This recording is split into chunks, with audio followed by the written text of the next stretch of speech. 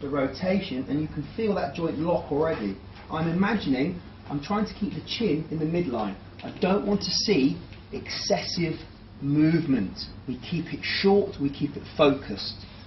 From here, we lock. It's a short, sharp, fast movement, not a forceful one.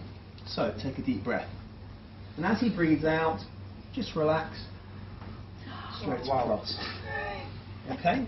On the other side, I will step around the couch and lock to the target segment. We have flexion already, we've engaged in side bending. Rotation comes in, take a deep breath, and as he breathes out, nice and relaxed, straight across. Thank you very much.